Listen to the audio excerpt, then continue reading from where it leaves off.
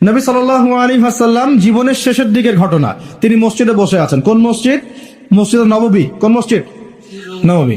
এখন একজন ব্যক্তি আসলেন, এই ব্যক্তির গায়ের জামাটা অত্যন্ত সাদা ধবধবা, চুলগুলো কুচকুচে কালো, এবং তাকে দেখে মুসাফির মনে হচ্ছে না, খুব টিপটাপ পরিপাটি একজন মানুষ ঢুকলেন, সুদর্শন। এসে নবী সাল্লাল্লাহু আলাইহি ওয়াসাল্লামের হাঁটুর সাথে হাঁটু লাগিয়ে দিয়ে বসে পড়লেন, যেমন করে আমরা আত্তাহিয়াতু লিল্লাহি ওই সময় বসি তাশাহুদের সময়, এইভাবে বসে তার দুই হাত নবী সাল্লাল্লাহু আলাইহি ওয়াসাল্লামের উরুর উপর রাখলেন। রেখে বলছেন, চারটা প্রশ্ন করছেন। কয়টা প্রশ্ন?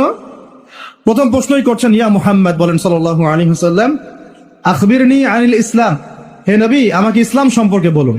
তখন নবীজি বলছেন, ইসলাম হচ্ছে আন তাশহাদা আল্লা ইলাহা ইল্লাল্লাহ ওয়া আন্না মুহাম্মাদান আবদুহু ওয়া রাসূলুহু। ইসলামের প্রথম বিষয় হচ্ছে তুমি আল্লাহ বিশ্বাস করবে, সাক্ষ্য দিবে আল্লাহ ছাড়া কোনো মাবুদ নাই, এবং মুহাম্মদ সাল্লাল্লাহু আলাইহি সাল্লাম আল্লাহর বান্দা এবং রাসূল। এরপর ওয়া আন তুকিমাস সালাহ, এরপর তুমি সালাত কায়েম করবে 5 ওয়াক্ত, ওয়া তুতিয়াজ যাকাত, তুমি যাকাত প্রদান করবে, ওয়া তাসুমা রমাদান, রমজান মাসে সওম বা রোজা রাখবে, এবং সামর্থ্য হলে তুমি হজ করবে। সামর্থ্য হলে হজ। এই 5টা হচ্ছে ইসলামের ভিত্তি। তখন যে প্রশ্ন করছে সেই ব্যক্তি বলছে, সাদাকত, আপনি সত্য বলেছেন। কি বলছেন? আপনি সত্য বলেছেন। তখন উমর রাদিয়াল্লাহু আনহু পাশ থেকে তিনি খুব অবাক হয়ে গেলেন। তিনি বলছেন, ফাআজিবনা লাহু, আমরা অবাক হলাম তার উত্তর শুনে। ইয়াসআলুহু ওয়া ইউসাদ্দিকুহু, সে নিজেই প্রশ্ন করলো আবার নিজেই উত্তর দিচ্ছে। নিজেই প্রশ্ন করলো ইসলাম কাকে বলে, আবার নিজেই বলছে সত্য বলেছেন আপনি। তার মানে কি? উত্তর তার আগে থেকে জানা আছে। উত্তর তার আগে থেকে জানা আছে। তো সবাই অবাক হয়ে গেল। এরপর তিনি দ্বিতীয় প্রশ্ন করলেন, এটা আখবিরনি আনিল ঈমান, হে নবী আমাকে ঈমান সম্পর্কে বলেন। কি সম্পর্কে? ঈমান। এই যে গায়েব, গায়েব সম্পর্কে, ঈমান সম্পর্কে বলেন। ঈমান মানেই গায়েব। ঈমান মানে কি? গায়েব। দেখেন, ঈমানের 6টা পিলার নবীজি বললেন। কয় পিলার? 6 পিলার নবীজি বলছেন। এখন ঈমান, আল ঈমান হচ্ছে আন তুমিনা বিল্লাহ, তুমি আল্লাহ বিশ্বাস করবে। কিসে বিশ্বাস করবে? আল্লাহ। দেখা যায়? আল্লাহকে দেখা যায়? আল্লাহ গায়েব না? গায়েব। ওয়া মালাইকাতিহি, আল্লাহর ফেরেশতা মণ্ডলীর প্রতি বিশ্বাস করবে। দেখা যায়? গায়েব না? আচ্ছা। ওয়া কুতুবিহি, আল্লাহ পাকের সমস্ত আসমানি কিতাবে বিশ্বাস করবে, কোরআন ছাড়া বাকিগুলো দেখা যায়? গায়েব না এগুলা? আচ্ছা। ওয়া রুসুলিহি, আল্লাহ পাকের সমস্ত রাসূলগণে বিশ্বাস করবে। দেখা গেছে রাসূল? আমরা কি আমাদের নবীকেও দেখেছি? এগুলো গায়েব না? গায়েব। ওয়াল ইয়াউমিল আখির, পরকালে বিশ্বাস করবে। পরকাল মানে মৃত্যুর পরের জীবন থেকে জান্নাত জাহান্নাম পর্যন্ত দেখেছি আমরা কেউ? এগুলো গায়েব না? গায়েব। ওয়া আন তুমিনা বিল কদরি খায়রিহি ওয়া শাররিহি, এবং তুমি তাকদীর বা ভাগ্যের ভালো মন্দে বিশ্বাস করবে। ভাগ্যকে দেখা যায়?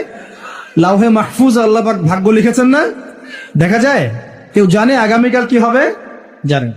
এই যে ঈমানের 6টা পিলার, এই 6টা পিলারকে মুখে স্বীকার করতে হয়, মনে বিশ্বাস করতে হয়, কাজেও বাস্তবায়ন করতে হয়। এই 6টা পিলার কি চোখে দেখা যায়? মুত্তাকিদের বৈশিষ্ট্য কি? আল্লাযীনা ইউমিনুনা বিল গায়বি, এই যে 6টা গায়েব, এগুলোতে যারা বিশ্বাস করে তারা হলো মুমিন। তারা কি? সুবহানাল্লাহ। আচ্ছা, আর 2টা প্রশ্ন বলে সামনে যাই। তৃতীয় প্রশ্ন করলেন, আখবিরনি আনিল ইহসান, আমাকে ইহসান সম্পর্কে বলেন। তখন নবীজি বলছেন, ইহসান হচ্ছে আন তা'বুদাল্লাহা কাআন্নাকা তারা, তুমি এমন ভাবে আল্লাহর ইবাদত করবে যেন তুমি আল্লাহকে দেখতে পাচ্ছ। বলেন সুবহানাল্লাহ। আল্লাহকে দেখা যায়? ওয়া ইল্লাম তাকুন তারাহ, তুমি যদি আল্লাহকে দেখতে না পারো, ফাইন্নাহু ইয়ারাক, তাহলে জেনে রাখবে আল্লাহ তোমাকে ঠিকই দেখছেন। দেখছেন না? এই কনসেপ্টটা, এই কনসিয়াসনেসের নাম হচ্ছে ইহসান, মানে আল্লাহকে হাজির নাজির জেনে ইবাদত করা। এই জিনিসটা যদি সবার ভিতরে থাকতো, কেউ কোনো দুর্নীতি করতে পারতো না, অন্যায় করতে পারতো না, কাউকে ঠকাতে পারতো না, সুদ খেতে পারতো না, ঘুষ খেতে পারতো না। কারণ সে ফিল করতো আর কেউ দেখুক না দেখুক আল্লাহ পাক আমাকে দেখছেন। এই জিনিসটা থাকলেই মানুষ পাপ থেকে দূরে থাকতে পারতো। আল্লাহ পাক আমাদেরকে ইহসান দান করুন বলি আমি। এটাই কিন্তু সুফিজমের একটা ভালো অংশ। অনেকে এটাকে সম্পূর্ণ বলেন যেটা প্রয়োজন নাই, হয়তো এরকম কথা আসে, কিন্তু এটা আধ্যাত্মিকত্বের দরকার আছে। এটা হলো ইহসান। এটাকে বলে ইহসানের মধ্য দিয়ে আল্লাহর মারিফত পাওয়া যায়। কি পাওয়া যায়? ইহসানের মধ্য দিয়ে আল্লাহর পরিচয়, আল্লাহর মারিফত পাওয়া যায়। যখন আপনি ফিল করবেন, বা আমি ফিল করতে পারবো যে আল্লাহ পাক আমাকে সবসময় দেখছেন, সবসময় আমার সাথে আল্লাহ পাক আছেন। সাথে আছেন মানে কি? আমার পাশে আছেন। আল্লাহ পাক তার জ্ঞান দিয়ে, তার ক্ষমতা দিয়ে, সবকিছু দিয়ে আল্লাহ পাক আমাকে পরিবেষ্টন করে রেখেছেন। রাখেন নাই? তার দৃষ্টির বাইরে যাওয়ার ক্ষমতা আমার আছে?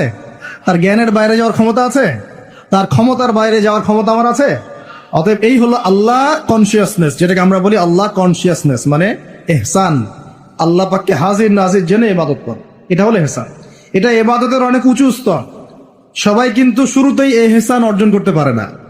আমলের মধ্য দিয়ে, জিকিরের মধ্য দিয়ে, হ্যাঁ, তাহাজ্জুদের মধ্য দিয়ে, ভালো ভালো দান খয়রাত, দান সাদাকা, নামাজ, রোজা, হজ, যাকাত, বিভিন্ন আমলের মধ্য দিয়ে হৃদয় যখন পরিশুদ্ধ হয়, কলব যখন পরিশুদ্ধ হয়, আল্লাহওয়ালা মানুষের সোহবত পায়, আস্তে আস্তে দেখবেন তার মধ্যে আল্লাহর মারিফত চলে আসে।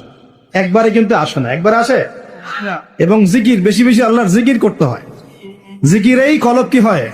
তাজা হয়, পরিচ্ছন্ন হয়। আর জিকিরের সবচেয়ে শ্রেষ্ঠ জিকির হচ্ছে সালাত। সবচেয়ে শ্রেষ্ঠ জিকির কি? এটাই বলে যিকরুল্লাহি আকবার, এটা হচ্ছে আল্লাহ পাকের সবচেয়ে বড় জিকির। তারপরে অন্যতম বড় জিকির হচ্ছে কোরআন তেলাওয়াত করা। কি করা? কোরআন তেলাওয়াত। এরপরে তো আমাদের তাসবিহ, তাহলিল, জিকির, আজকার গুলো আছে। তো আসুন, চতুর্থ প্রশ্ন নবীজি করছেন, নবীজিকে করা হচ্ছে ফাখবিরনি আনিস সাআহ। কে প্রশ্ন করছে?